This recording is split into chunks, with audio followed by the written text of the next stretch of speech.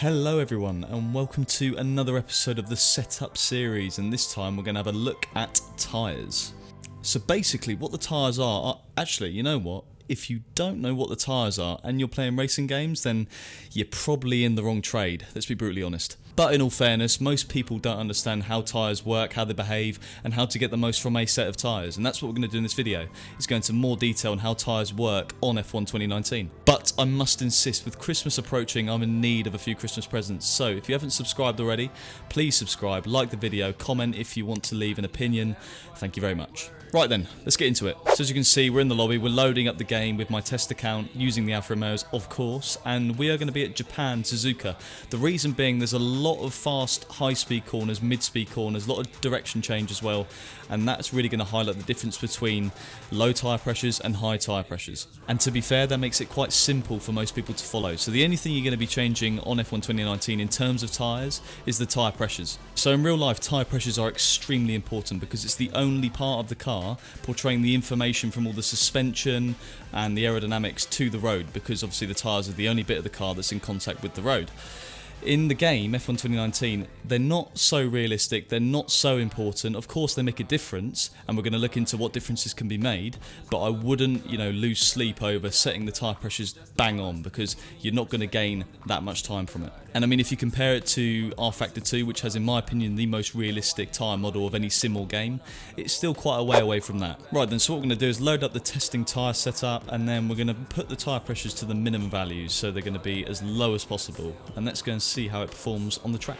And okay, so we're going down into turn 1 of my favourite track in the world, basically. Suzuka is my favourite track, and you can see the car, it will look fine to you guys through this sector, the first sector. It looks okay.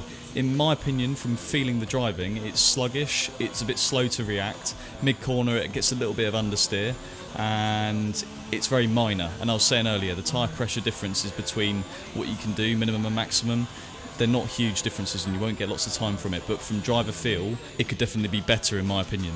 Right then, now we're going to put the tyre pressures to the maximum. Let's go and see how that performs. And okay, so going into the same section of track, into the S's, you'll see I make a big mistake halfway through it, but we're still gaining time everywhere. It feels more positive, it's more responsive, and even with that massive drift through the second S, we still, at the end of the sector, we're 2 tenths up, so it's clearly faster. It's a bit more risky in terms of it's slidier, but on this game it seems to work. So I'd say through high to mid-speed corners, higher tyre pressures are definitely what you want to run. And you'll see going into the hairpin, we actually on the exit have a big slidey moment, we had a bit of a loss of traction, and that is probably because the rear tyres are too high in terms of pressure. If they're too high, then the wheels just really struggle to bite into the tarmac and you end up wheel spinning. So what we can go and do is put the rear tyre pressures down a bit to 22.3 psi instead of 23.5, and we should see an improvement. And as you can see, before the start of the lap, we're making sure those tyres are below 90 degrees. The cooler, the better on most tracks, because by halfway around the lap, the tyres are almost giving up anyway. The tyres get so hot on this game. And so as we're approaching the hairpin where we had the big slidey moment on the exit last lap, you'll see we actually have a very bad entry into the corner, but the exit, which is what we're focusing on, is a lot better. So even though we had a bit of a moment going into the corner, we're looking at the traction zone, and it was definitely improved from just reducing the rear tyre pressures a little bit. And even with a very scrappy lap in terms of my driving, we've got a 27.1, which isn't too bad, and you can just tell the setup is quick. In the right hands with a lot of practice, that setup is going to be quick, and that should apply for all the setups I've put in the description below over the course of the series. And obviously we've not finished the series quite yet, we're going to go on to fuel next episode, but I hope they are really helping you in your league racing, in your career mode, and whatever you use them for. I really hope they're helping. Now obviously in part ferme conditions you can't change the tyre pressures in between qualifying and the race, but a good thing to note is looking at the different tyre strategies you can choose. Tyre pressures obviously have a big effect on how the car feels in terms of driving. Different tyre compounds are softer or harder compared to each other, and they're going to feel naturally quite different. So if, for example, you have a longer stint on the mediums in the race and the car feels a bit, understeery, unresponsive, just go up on the tyre pressures, just so that medium stint is a bit more bearable. It's all about compromising in a race, a league race where the parc ferme conditions are on. You've got to qualify on the tyres you're going to start the race with. It's all about compromise. So try and make it good over the course of the whole race instead of having a really good first stint, but on the mediums the car's almost undrivable. It's just about compromise. So what I have seen in the comments quite a lot, and I just want to clear it up, is the setups I'm providing in the description are for a 50% league race with qualifying with part for May conditions on.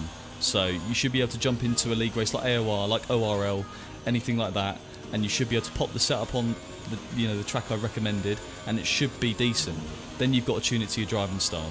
So that's basically the approach you should have while looking at this series, is take it, try it. If it doesn't suit you, change it to suit your style with like the education I've given you over the course of all the episodes. And one final thing to wrap up this episode before we end it is I want to explain and go through the MFD and what the values on it mean. So the top value is the carcass temperature of the tyre, and that's the inner core temperature of the tyre. That's the very important value, and it's the value you need to keep an eye on to make sure your tyres stay within temperature.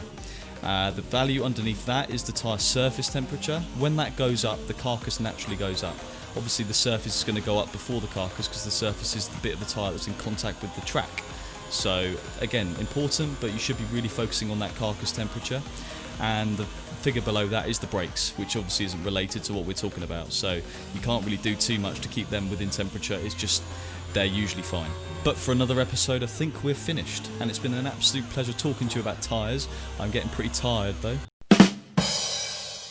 It was a bad joke, I know. But on that note, I think we're going to leave it there. If you need any more advice, if you just want to chat, message me on my socials, Instagram, Twitter, @VeloceJames.